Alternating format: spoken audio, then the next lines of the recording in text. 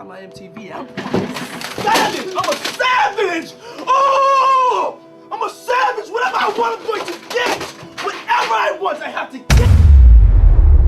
Le monde retenait son souffle lorsque les portes du tribunal s'ouvrirent et que Sean Diddy Combs, vêtu de son uniforme de prison, menottes aux poignets, les épaules courbées, fut conduit à l'intérieur par des gardes fédéraux. Le moment paraissait irréel, presque cinématographique.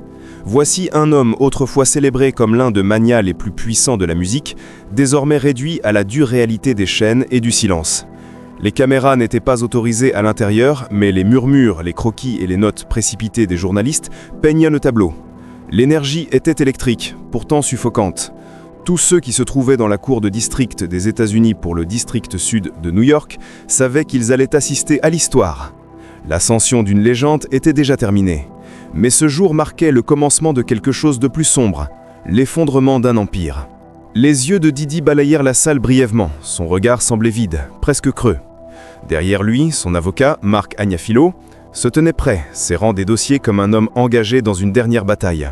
En face, les procureurs ajustaient leurs papiers, froids et confiants, prêts à rappeler au juge chaque victime, chaque témoignage, chaque sombre secret mis au jour ces derniers mois.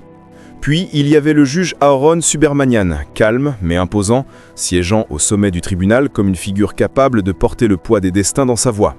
Ce qui glaçait le sang, c'était le silence dans la salle. Pas d'applaudissements, pas de cris, juste le lourd silence de la justice suspendu dans l'air. On pouvait à peine respirer lorsque les gardes conduisirent Diddy jusqu'à la table de la défense. Ce n'était pas une performance, pas un concert, pas un tapis rouge. C'était brut, sans filtre, la réalité nue. Le genre de moment où les empires ne se contentent pas de s'éteindre, ils se brisent. Avant que nous approfondissions cette séquence inoubliable, n'oubliez pas de liker la vidéo, de vous abonner à notre chaîne et d'activer la cloche de notification, ainsi vous ne manquerez jamais les prochaines vidéos de ce genre. Maintenant, revenons-y. Alors que le juge feuilletait ses notes, les journalistes à l'extérieur s'acharnaient à relayer chaque détail au monde. Les flashs des caméras, la foule grandissant sans canter son nom. Les fans divisés, certains priant pour la clémence, d'autres exigeant la peine la plus sévère. Ce n'était pas un procès ordinaire, c'était un spectacle qui se construisait depuis des années. Les murs de la salle du tribunal semblaient résonner des fantômes de son passé, des témoignages, des témoins, des accusations qui avaient déjà secoué l'industrie jusqu'à son cœur. Tous les regards étaient braqués sur Diddy, mais il ne répondait pas. Il restait immobile, la mâchoire serrée, les mains crispées sur la table. Pour la première fois depuis des décennies, l'homme qui avait bâti un empire sur la confiance et l'attitude semblait petit, vulnérable. Et à chaque seconde qui passait, l'air s'alourdissait, car chacun dans cette salle savait que ce qui allait venir définir ou détruire tout ce qui restait de Sean Combs. Le silence dans la salle ne dura pas longtemps. Un silence plus profond s'installa quand le procureur se leva lentement, boutonna sa veste et commença à s'adresser au juge. Sa voix était posée, tranchante, froide comme une lame perçant l'air. Il exposait les fondements de son argument. Ceci n'était pas une question de célébrité, de renommée ou de pouvoir. C'était une question de responsabilité. Il rappela au tribunal que ce n'était pas Sean Combs, l'icône, mais l'homme, celui devant eux, dont les choix lourdement pesés devaient être évalués. Un par un, le procureur revisita les éléments de preuve présentés pendant le procès qui avait duré des semaines. Les témoignages de 34 témoins, les récits encore gravés dans l'esprit du jury, les mots douloureux de ceux qui décrivaient comment le pouvoir avait été abusé, comment l'argent servait de bouclier, comment la célébrité masquait une obscurité sous la surface. Il martela qu'aucun homme, pas même un magnat de millions, ne se trouvait au-dessus de la loi. Pendant que le procureur parlait, Diddy ne vacilla pas. Son regard resta baissé, fixé sur la table, comme s'il avait envisagé chaque mot à l'avance. Son avocat, Mark Agnafilo, griffonnait des notes rapidement, mais même lui savait l'ampleur des mots qui étaient prononcés. La tension s'alourdit à chaque phrase, chaque accusation, chaque rappel. Ce n'était pas une simple procédure judiciaire, c'était la chute d'un homme qui avait façonné le rythme du hip-hop. La voix du procureur prit en ampleur. Il peignit l'image d'un empire bâti sur l'argent, l'intimidation, le glamour et le luxe, un rideau pour dissimuler ce que l'on voulait absolument ne pas voir. Il rappela le verdict du 2 juillet, acquittement sur les charges les plus lourdes, mais culpabilité pour les violations du Mann Act. Et il soutenait que maintenant, c'était le moment de rendre une véritable justice. Pas de clémence, pas de pitié, mais la justice pure et ferme. Chaque mot résonnait comme un clou martelé dans un coffret. Les journalistes se redressèrent, stylo en main, griffonnant précipitamment. Certains jurés présents dans la salle pour assister à ce moment semblaient mal à l'aise, à mesure que l'argument du procureur pénétrait jusqu'à l'os du dossier. Puis survint l'instant qui sembla figer la salle. Le procureur se tourna vers Didi, un geste de la main vers l'homme en combinaison carcérale. « Votre honneur », dit-il fermement. « Ce qui se tient devant vous n'est pas une superstar. Ce qui se tient devant vous est un homme qui a cru que son pouvoir le plaçait au-dessus de la loi. Aujourd'hui, cette illusion doit prendre fin. » Les mots frappèrent fort. Même si Didi resta immobile, l'onde de choc se propagea dans la salle comme un coup. Des murmures parcoururent la galerie, quelques haltements, quelques frissons. Les gardes resserrèrent leur position près de la table de la défense, prêts à réagir si l'atmosphère dérapait vers le chaos. Le juge Subramanian demeura silencieux, écoutant, ses yeux verrouillés sur le procureur, mais son esprit manifestement pesant chaque mot. Le silence qui suivit la plaidoirie du procureur était suffocant. Pendant un instant, tout le tribunal semblait retenir son souffle, attendant ce qui allait suivre. Puis vint l'instant de la défense. Tous les yeux se tournèrent vers Marc Agnafilo. Il se leva, ajusta sa cravate et avança. Sa tâche était colossale. Non seulement défendre un homme, mais combattre la vague d'indignation publique, l'épreuve de moi, le poids même de l'histoire. Il jeta un regard rapide à son client, puis au juge et commença à parler. « Votre honneur », commença-t-il, « ce que nous venons d'entendre est un portrait peint à larges traits, destiné à vilipender, non à clarifier. Il est de mon devoir de rappeler à cette cour que Sean Combs est un homme, non un mythe, non une caricature, non le gros titre que les tabloïds veulent vendre. Il a des défauts, oui, mais il est aussi un père, un fils, un homme qui a redonné plus que beaucoup dans sa position de l'aurait fait. » La tonalité de la défense gagna en force, perçant ce silence dense. Il rappela que le jury, les citoyens qui avaient entendu chaque mot, chaque témoignage, l'avaient acquitté des charges les plus graves, le racket, la conspiration, la traite sexuelle. Il insista sur le fait que ces accusations les plus sombres n'avaient pas été retenues. Au contraire, seules 2 condamnations au titre du Mann Act subsistaient. Graves, certes, mais limitées en portée.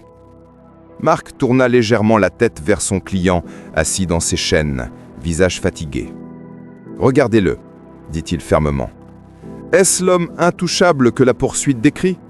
Non, c'est un homme derrière les barreaux depuis 2 mois, privé de liberté, privé de pouvoir, privé de sa vie telle qu'il la connaissait. Il a déjà subi le poids de ce processus. Il a été humilié. » La galerie s'anima. Certains spectateurs se penchèrent en avant. Même les journalistes cessèrent de griffonner un moment pour l'écouter. Agnafilo poursuivit, soulignant ses contributions. Il avait lancé des carrières, créé des opportunités, fait des dons à des écoles, construit des fondations. Il rappela au juge que la justice ne se résume pas à la punition, mais aussi à l'équilibre. « Votre honneur, je vous demande de ne pas laisser la colère définir cette sentence. Laissez la justice, la vraie justice, vous guider. » Didi leva légèrement sa tête. Pour la première fois de la journée, son regard rencontra celui du juge. Pas de sourire, pas de rictus, juste un lourd regard mêlé de peur et de défi. La pièce le percevait. On sentait un glissement dans l'air. Ce n'était pas simplement une affaire de célébrité, c'était un moment historique. La défense porta son dernier assaut avec émotion. Agnafilo parla de rédemption, de la chance laissée à son client de prouver qu'il pouvait renaître, de ne pas jeter une vie entière à la poubelle à cause d'allégations amplifiées. Ces mots étaient posés, mais une fissure perça sa voix au moment de conclure.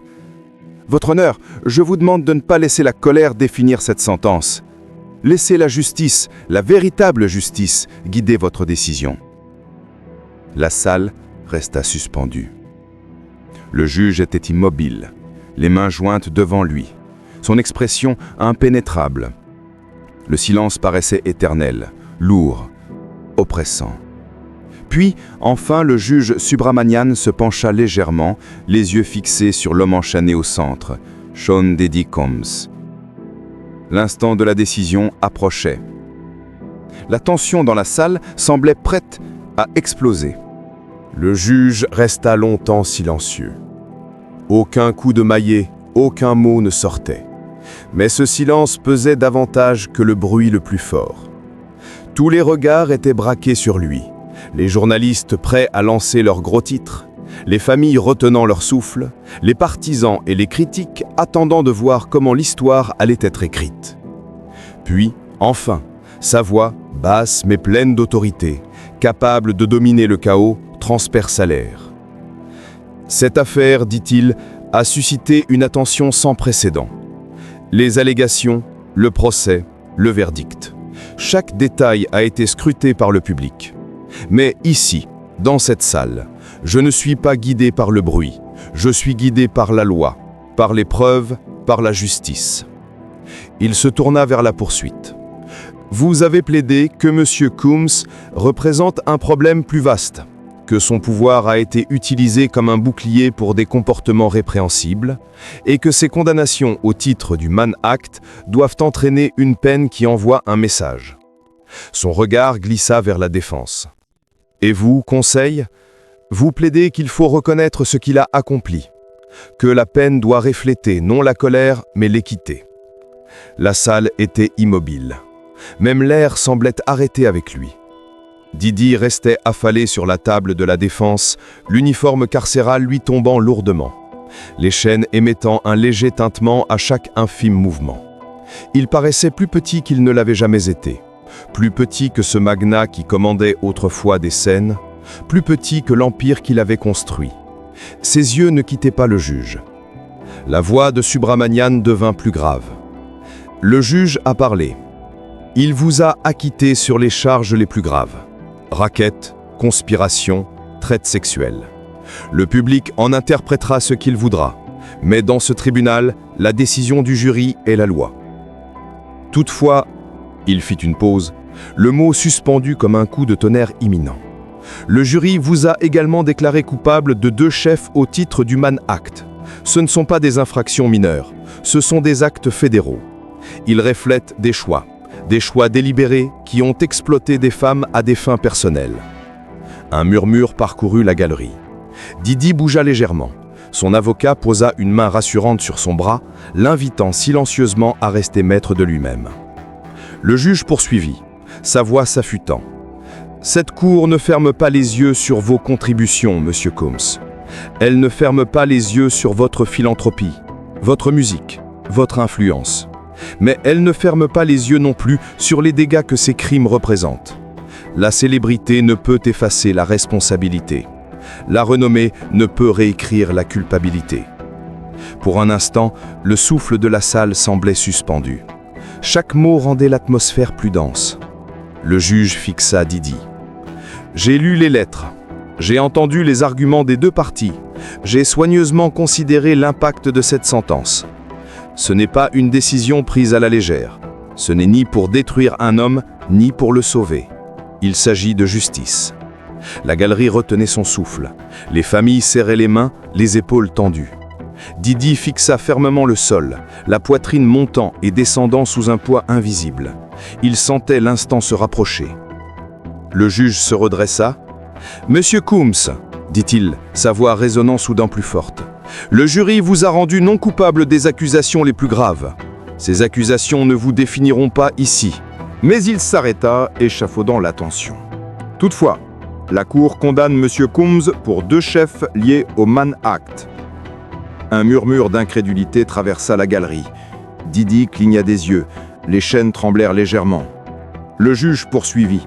« Ces condamnations ne sont pas légères. Elles exigent la responsabilité. » Il marqua une pause, savourant la gravité du moment. « Cette peine que je vous impose doit refléter non seulement la punition, mais aussi la responsabilité à l'égard des victimes, de la société, de la loi. » 25 ans. Les mots explosèrent dans la salle comme une bombe. Des haltements, des cris étouffés. Une femme s'écria, nécessitant l'intervention du huissier. Les stylos vibrèrent de fébrilité, tandis que les journalistes tentaient de retenir chaque syllabe. Didi resta figé, abasourdi. L'empire, la fierté, l'aura de puissance, tout semblait se dissoudre. Il ferma les yeux, les lèvres tremblantes, les épaules s'affaissant. Le juge ne s'arrêta pas là. Cela n'a pas été une sentence irréfléchie. Le jury a pesé chaque élément. Il appuya. Vous avez prospéré grâce à la notoriété et aux privilèges. Ici, ces privilèges tombent. Ce tribunal ne s'intéresse pas à la célébrité. Il s'intéresse à la justice. Un frisson parcourut la salle alors que les mots retombaient. Même les journalistes cessèrent de prendre des notes, figés.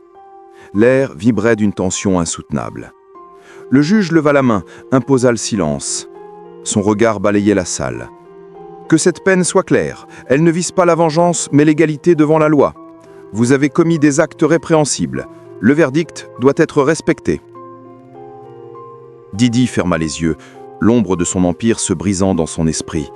Le juge fixa ses phrases, découpant le silence. « Monsieur Coombs, vous avez exploité des femmes, vous les avez transportées à travers les États pour votre satisfaction personnelle, ignorant leur dignité et la loi. Les charges de racket et de traite n'ont pas été retenues, mais ces condamnations que vous encourez sont réelles et graves. » Les chaînes claquèrent sous un sursaut de Didi. Sa respiration se fit plus lourde.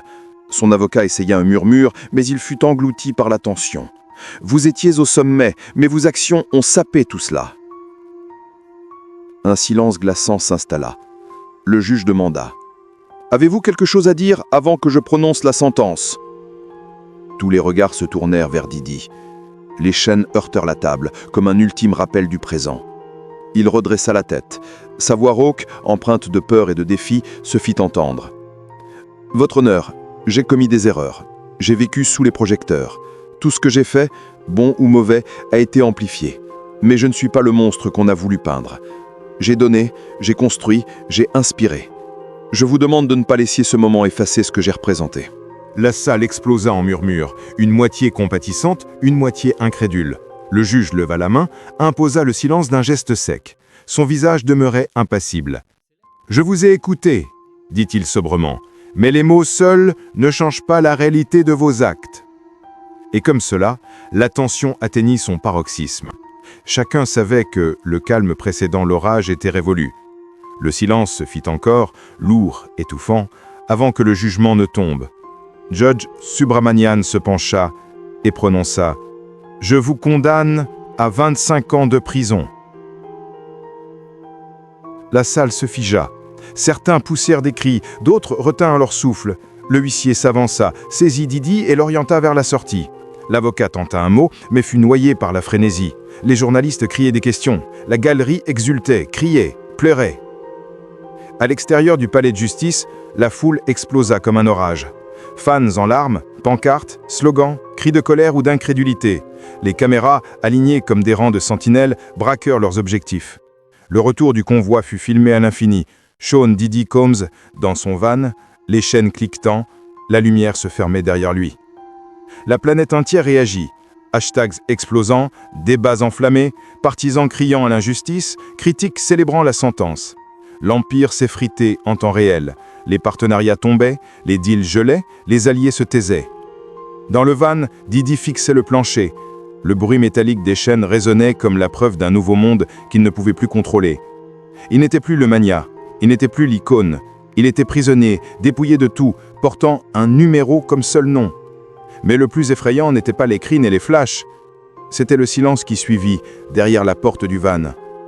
La foule, figée, semblait réaliser qu'elle venait d'assister à l'histoire. L'image de l'Empire brisé se grava dans les esprits. Didi avait passé des décennies à construire une légende. Aujourd'hui, tout cela tanguait au bord du néant. Le chant des victoires, les deals luxueux, les succès éclatants, tout semblait lointain, presque irréel. Le mot coupable clignait désormais. À New York, la nuit tombait, les rues respirant encore l'écho du jugement. Le tribunal déserté, la foule dispersée, mais l'histoire brûlait plus fort que jamais. Les analystes revivaient les arguments, les stratégies. Et le monde de la musique pleurait. Ce jour-là, ce n'était plus l'histoire d'un homme. C'était l'histoire du hip-hop. C'était l'Amérique. Un avertissement gravé dans le béton. Aucun roi n'est une impunité. Les caméras se détournèrent enfin. L'écho du coup de maillet s'estompa. Le fourgon disparut au loin, mais l'héritage de ce jour, l'effondrement, le choc, ne s'effacerait jamais.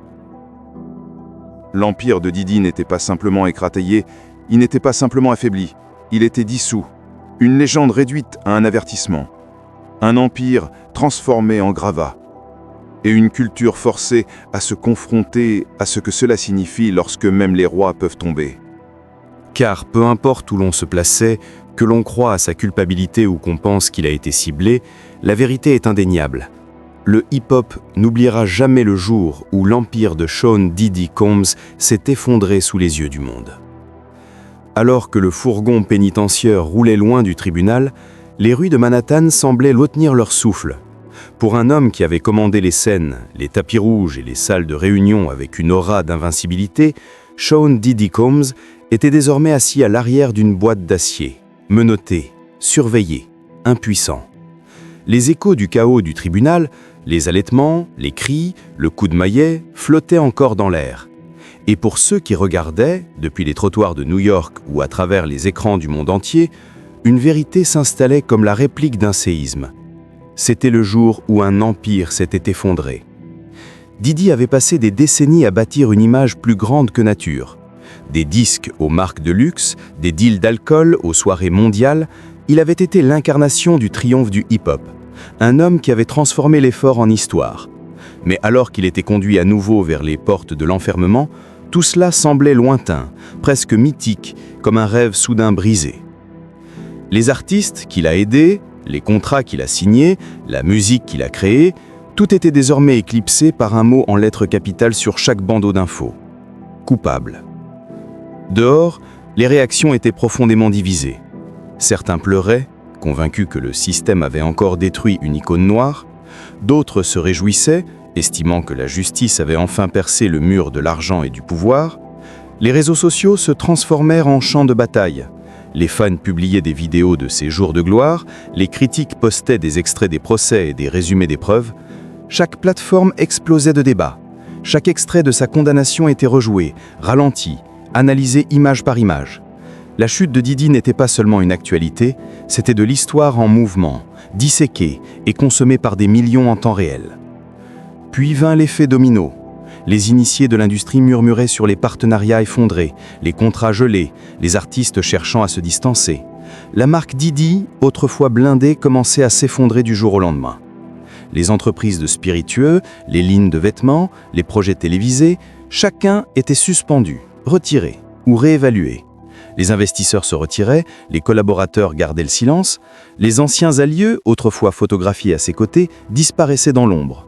L'effondrement n'était pas seulement personnel, il était professionnel, financier, culturel. Il était total. Dans le fourgon, Diddy fixait le sol. Le cliquetis des chaînes à chaque chaos de la route lui rappelait une nouvelle réalité qu'il ne pouvait ni acheter ni contourner. Il n'était plus le magnat, il n'était plus la star, il n'était même plus Diddy. Il était détenu, dépouillé de tout, sauf d'un numéro de prison. Et, peut-être pour la première fois de sa vie, le silence autour de lui était plus fort que les acclamations qui avaient autrefois rempli des arènes. Mais que cela signifiait-il pour le hip-hop ? Pendant des années, il avait été au cœur du genre. Sa voix, sa vision, son assurance avaient chassonné des générations. Maintenant, le genre faisait face à une vérité inconfortable. Un de ses plus puissants rois était tombé. Et son empire n'avait pas seulement craqué, il s'était brisé. Pour certains, c'était la fin d'une époque. Pour d'autres, une leçon, un avertissement qu'aucune célébrité ne pouvait échapper à la responsabilité. Alors que la nuit tombait sur New York, le tribunal se vidait, la foule se dispersait, mais l'histoire brûlait plus fort que jamais. Les chaînes d'infos rediffusaient la déclaration sévère du juge Aaron Subramanian, ses mots immortalisés dans les gros titres. Les analystes débattaient de la stratégie de défense de Marc Agnafilo et se demandaient si quelque chose de plus avait pu être fait. Pendant ce temps, le monde de la musique pleurait. Non pas parce qu'il ne l'avait pas vu venir, mais parce que la finalité de tout cela paraissait irréelle. Ce n'était plus seulement l'histoire de Diddy, c'était celle du hip-hop, c'était celle de l'Amérique. Un conte d'avertissement gravé dans l'histoire. Un exemple que les générations futures citeront quand elles se demanderont comment un empire aussi éclatant, aussi puissant, aussi intouchable que le sien pouvait s'effondrer dans une journée. Et ainsi, les objectifs des caméras se détournèrent. L'écho du maillet s'éteignit, le fourgon disparut dans la distance. Mais le légat de ce jour, l'effondrement, le choc, ne s'effacera jamais. L'empire de Diddy n'était pas simplement égraté, Il était dissous. Une légende réduite à un avertissement. Un empire transformé en gravat. Et une culture forcée à se confronter à ce que cela signifie lorsque même les rois peuvent tomber.